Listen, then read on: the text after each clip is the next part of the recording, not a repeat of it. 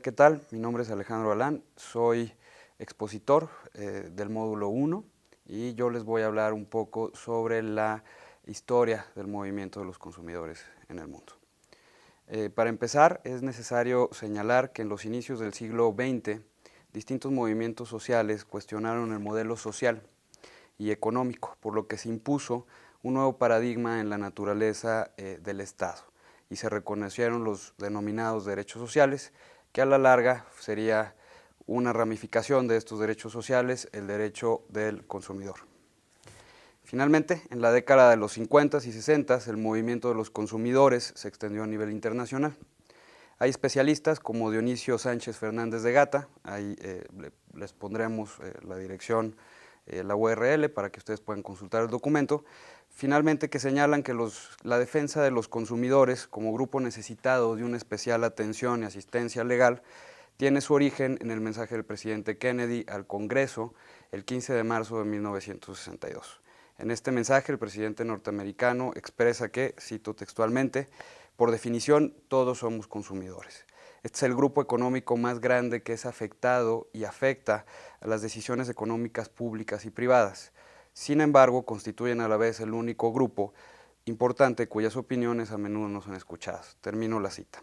Con esto, Kennedy tenía muy bien pensado su discurso, ya que en un contexto nacional e internacional, la oferta cada vez mayor de productos, acompañada a un aumento generalizado de los salarios, predominantemente en Europa y en Estados Unidos, gestó un escenario idóneo para que los consumidores se dieran cuenta de que estaban a merced de los empresarios, fabricantes y proveedores, sobre todo cuando tenían quejas sobre la calidad y el valor de los nuevos productos.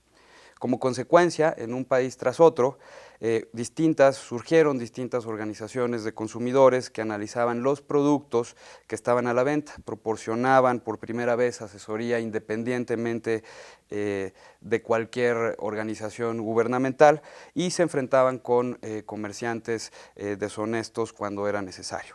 Al obtener una respuesta favorable por parte del público consumidor, cada vez más se fueron incrementando o aumentando el grupo de consumidores que se dedicaban a la defensa y protección de los mismos, hasta que a la larga se hicieron cientos de miles.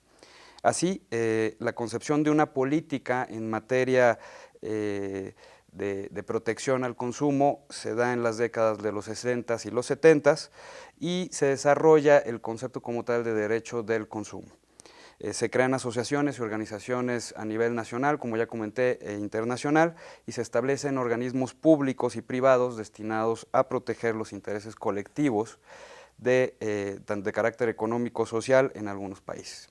Tal es el caso de la primera conferencia internacional de dirigentes de organizaciones de consumidores, misma que se celebró en La Haya en marzo de 1960, a la cual asistieron 17 organizaciones de consumidores.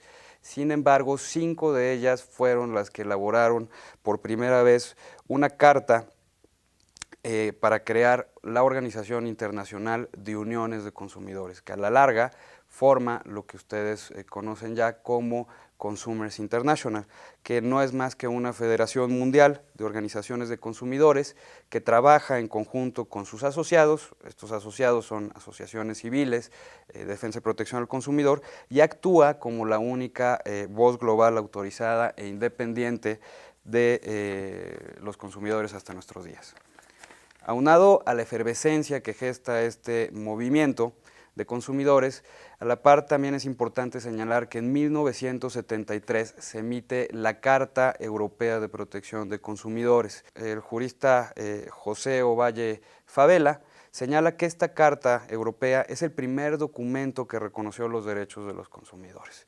Fue el modelo que guiaría al ordenamiento a todos los países de la Comunidad Europea, hoy Unión Europea, y que también lo haría con otros ordenamientos de carácter internacional.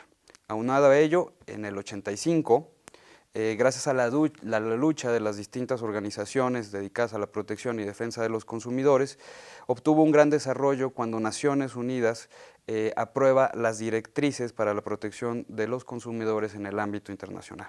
Estas directrices fueron adoptadas por la ONU, otorgándole así una importancia y una legitimidad a los principios de los derechos del consumidor y sirviendo asimismo como una guía de desarrollo para las distintas legislaciones a nivel nacional de protección al consumidor. Es así como el consumidor se convierte en el sujeto a proteger por los organismos públicos y privados destinados a preservar los intereses colectivos de carácter económico-social. Ahora bien, ¿qué papel ha jugado en nuestro país el movimiento de consumidores?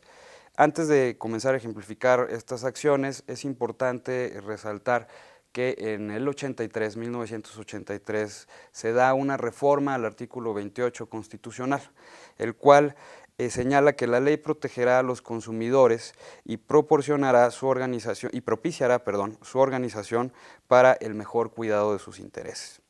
Quizá esta particularidad de la Carta Magna, de que la ley va a proporcionar o propiciar para que los consumidores se organicen para el mejor cuidado de sus intereses, es el primer paso constitucional donde se reconoce el derecho de los consumidores a asociarse. Antes de esta reforma, en México, la primera asociación de consumidores se constituyó en 1970 y se llamó la Asociación Mexicana de Estudios para la Defensa de los Consumidores, AMEDEC. Décadas después, en 2005, Profeco señala que las asociaciones de consumidores son organizaciones de la sociedad civil, OSCs, que se unen con el fin de resolver problemas de consumo, dispuestos a dialogar con el Estado mexicano para participar en la toma de decisiones que los afectan o podrían afectarlos como consumidores. Las asociaciones de consumidores son importantes por dos razones.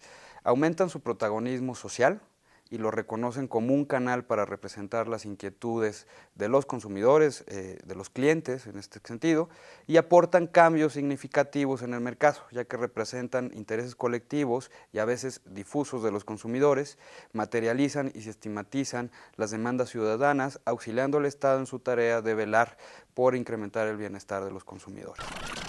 Esto es, grosso modo, lo que puede tratar de hablar sobre el movimiento de los consumidores en México y en el mundo, y yo les doy las gracias y quedo a sus órdenes para cualquier información. Las ligas y las fuentes de dicha información estarán también disponibles en el módulo. Gracias.